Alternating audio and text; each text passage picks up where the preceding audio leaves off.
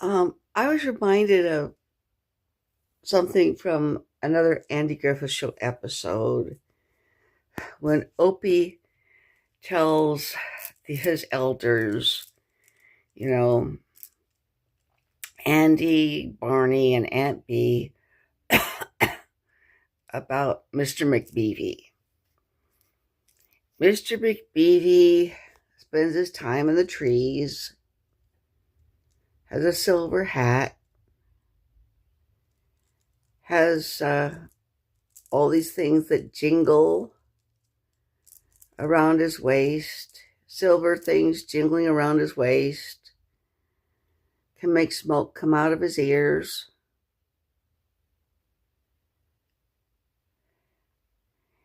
And his elders are certain that Mr. McBeevy is imaginary. And, Opie has recently been playing with an imaginary horse. So his dad, Andy Taylor, tries to get him to say that Mr. McBeevy is imaginary. And in order to try to prevent a spanking or some other punishment, Opie almost does say that Mr. McBeevy is imaginary.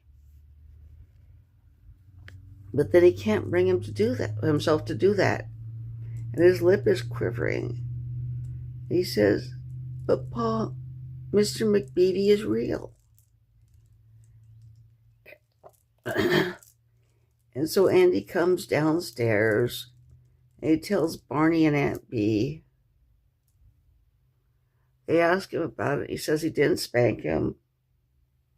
He didn't even scold him.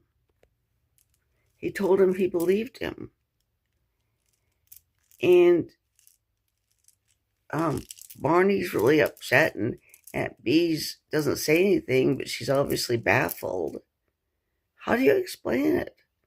The silver hat and the jingling and the trees and the smoke from the ears. How do you explain it? And he said, "I can't." And Barney asked him, "Do you believe in Mr. McBeevy?" He said, "No, but I believe in Opie." And anyway, Andy Taylor is going around in the forest area where Mr. McBeevy supposedly lives. And he shakes his head and says, "Mr. McBeevy." And then all of a sudden says, "Did you call? McBeevy at your service." McBeevy is a phone line man. Yes, he does his work in the trees. Wears a safety helmet that's silver. Has a lot of silver tools jingling around his waist. He also does a magic trick where when he smokes a cigarette, he blows it into his hand and then blows it out of his ears. There's reasonable explanations for everything Opie said. And of course, Sheriff Taylor is very relieved to find Mr. McBeevy and to find that Opie wasn't making everything up, wasn't hallucinating. Okay, now that's kind of the way things can happen, is that sometimes things can sound crazy, but they can have reasonable explanations.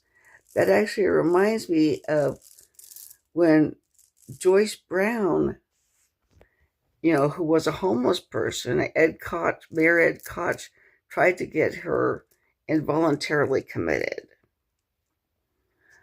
into a mental hospital, and she was contesting it with the help of the ACLU.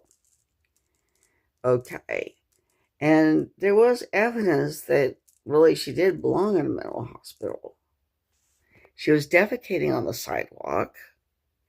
She was tearing up paper money that people gave her. This is kind of weird behavior. She was engaging in other strange behavior. But when she was asked in court about it, she did give reasonable explanations. The reason she was defecating on the sidewalk was that she was not allowed to go into restaurants or stores and use the bathroom, even when she offered to buy something just to use the restroom. Why did she tear up paper money? Because she could only use change. If people saw her with paper money, they would mug her to get it. That's why she would only take change. Those were reasonable explanations. And my ex-husband said that, in fact, if he didn't know better, when the television show was going from Joyce Brown